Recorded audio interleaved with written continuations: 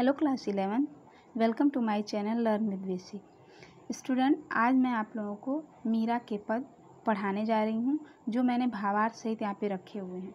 लेकिन उससे पहले आप लोगों से ये निवेदन है कि आप लोग प्लीज़ मेरे चैनल को लाइक, शेयर और सब्सक्राइब करिए।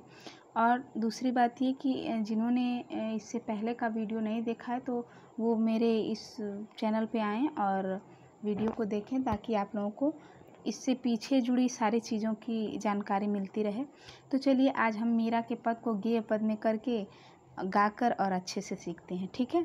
और मैंने इसके भावार्थ आप लोगों की सहायता के लिए डाल दिए ताकि आप लोग इधर उधर ना जाएं खोजने के लिए। चलिए चलते हैं। देखिए,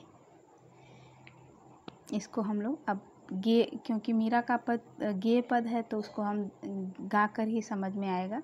तो देख लेते हैं इसको। मेरे तो गिरधर गोपाल दूसरो न कोई, मेरे तो गिरधर गोपाल दूसरो न कोई,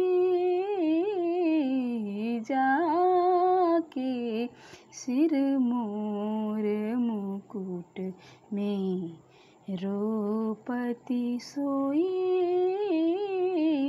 मेरे तो गिरधर गोपाल। चलिए इसके अर्थ को हम लोग समझते हैं। यहाँ पे देखिए, मैंने अर्थ आप लोगों की हेल्प के लिए लिखे हैं ताकि आप लोग अच्छे से समझ जाएं। मीरा जी कहती हैं कि इस पूरे जगत में मेरे तो अपने सिर्फ कौन है? गिरधर गोपाल, यानी गिरी को धारण करने वाले या उठाने वाले श्री कृष्ण ही हैं, दूसरा और कोई नहीं है। जाके सिर मोर मुकुट मेरो पति सोई, वो श्री कृष्ण की पहचान बताते हुए कहती हैं कि जिन्होंने अपने सिर पर मोर पंखी का मुकुट धारण किया है वही मेरे स्वामी यानी सब कुछ हैं। अर्थात मीरा जी भगवान श्री कृष्ण को अपना आराध्य मानकर उनकी आराधना करती हैं। तो ये था ये दो लाइनों का। अब हम लोग आगे बढ़ते हैं और देखते हैं आगे क्या है। छाड़ी दई कुल की कहानी कहा करी है कोई, संतन ढींगी बैठी बैठी लोक लाज खोई। चलिए देखते हैं इसका क्या अर्थ है। छाड़ दई कुल की कान, छाड़ दई मतलब क्या होता है? छोड़ दी, ठीक है। छाड़ दई मतलब क्या होता है? छोड़ दी। कुल की कान मतलब क्या होता है? कुल की मर्यादा। कहा करी है कोई, मेरा कोई क्या कर लेगा।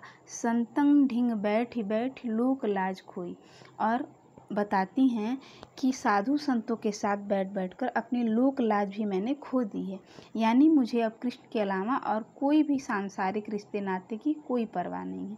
तो यहाँ पे देखिए मीरा कह रही हैं कि छाड़ दई कुल की कान कहा करिए कोई, संतन ढींग बैठ बैठ लोक लाज खोई, यानी छाड़ दई छोड़ दी कुल की कान, कुल की मर्यादा, कहा करिए कोई, कोई मेरा क्या करेगा। संतन ढींग बैठ बैठ, संतों के साथ बैठ बैठ कर मैंने लोक लाज भी खो दी है, यानी मेरे तो सिर्फ कृष्ण है, मैं उन्हीं को जानती हूँ और मुझे किसी भी संसार के रिश्ते नाते की कोई परवाह नहीं। ठीक है, आगे देखते हैं। आंसुअन जल सेच सेच प्रेम बेल बोई, अब तबेली फैल गई आनंद फल होई।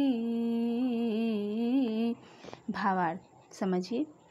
आंसुअन जल सींच सींच, यहाँ पे मीरा जी क्या कहती हैं कि आंसुओं के जल से, यानी उन्होंने प्रेम रूपी जिस बेल को बोया है उसको आंसुओं के जल से सींच सींच कर उस प्रेम की बेल को सींचा है, और अब तब बेल फैल गई, यानी अब वो बेल क्या हो गई? फैल गई है, और उसमें क्या हो गए? आनंद रूपी फल लग गए हैं।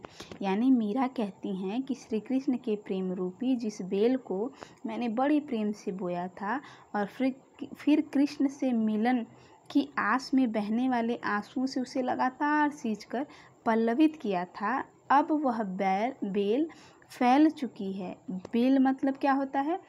वो लता, ठीक है।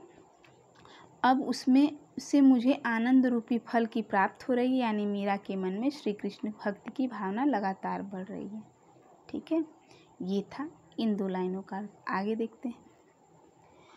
दूध की मथनियाँ बड़े प्रेम से बिलोई, दधी मथी घृत काढ़ लियो, डारी दई छोई। भावार्थ देखिए, मीरा जी कहती हैं, दूध की मथनियाँ बड़े प्रेम से बिलोई, दध मथ घृत काढ़ लियो, छाड़ी दई छोई। तो इसमें देखिए क्या बताती हैं, मीरा कहती हैं कि दूध की मथनियाँ बड़े प्रेम से बिलोई। मीरा जी कहती हैं जिस प्रकार दही को मथकर उसमें घी निकाल लिया जाता है और छाछ, यहाँ पे छाछ है, छाछ हो गया है, को छोड़ दिया जाता है, ठीक उसी प्रकार मैंने भी श्री कृष्ण प्रेम रूपी दही को अपनी भक्ति रूपी मथानी से बड़े प्रेम से बिलोया है। और फिर क्या किया है, फिर दही को अच्छी तरह से मथ जाने के बाद मैंने उसमें से घी निकाल लिया है और छाछ को छोड़ दिया है।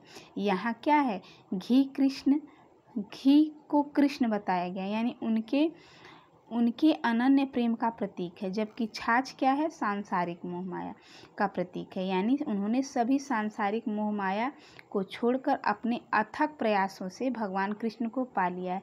यहाँ घृत का मतलब श्री कृष्ण को कहा गया है, यानी मैंने घी निकाल लिया है और जितना भी बेकार चीज़ यानी छाछ था उसको छोड़ दिया है, ठीक है। आगे देखते हैं। भगत देखी राजी होई, जगत देखी रोई, दासी मीरा लाल गिरधर तारो अब मोही, मेरे तो गिरधर गोपाल दूसरो ना कोई। अब देखिए मीरा क्या कहती हैं लास्ट में, कहती हैं भगत देख राजी हुई, जगत देख रोई। कहती हैं कि मैं भक्तों को जब देखती हूँ, जो लोग भगवान की भक्ति में लीन रहते हैं, तो उनको देख मैं राजी हुई, मतलब खुश हो जाती हूँ, और जगत देख क्या करती हूँ, रोने लगती हूँ, यानी सांसारिक मोह माया को देखकर मुझे रुलाई आती है। दासी मीरा लाल गिरधर तारो अब मोही। लास्ट में मीरा जी कहती हैं कि हे गिरधर गोपाल, मैं आपकी दासी हूँ, अब आप ही मुझे इस संसार रूपी भवसागर से पार कर सकते हैं और मेरा उद्धार कर सकते हैं, ठीक है। तो एक बार इसके भावार्थ यहाँ भी पढ़ लेते हैं। मीरा जी कहती हैं कि जब वो ईश्वर की भक्ति में लीन लोगों को देखती हैं तो उनका मन प्रसन्नता से भर जाता है, लेकिन जब वो लोगों को सांसारिक मोह माया में डूबा हुआ देखती हैं तो उन्हें बहुत दुख होता है, क्योंकि वह जानती हैं कि भगवान की भक्ति में लीन लोगों को तो स्वयं प्रभु इस संसार रूपी भवसागर से पार उतार देंगे, मगर सांसारिक मोह माया में फंसे लोगों को कौन पार उतारेगा, ये तकलीफ़ है उन्हें। मीरा जी कहती हैं कि हे गिरधर गोपाल, मैं तो तुम्हारी दासी हूँ, इसलिए आप ही मुझे इस संसार रूपी भवसागर से पार लगाओ। तो ये था मीरा के पद का, पहले पद का भावार्थ, ठीक है। और अगला भावार्थ मैं आप लोगों के साथ अगले वीडियो में शेयर करूँगी। और मेरा वीडियो पूरा देखने के लिए आप लोगों को बहुत बहुत दिल से थैंक यू, ठीक है। मिलते हैं अगले वीडियो में।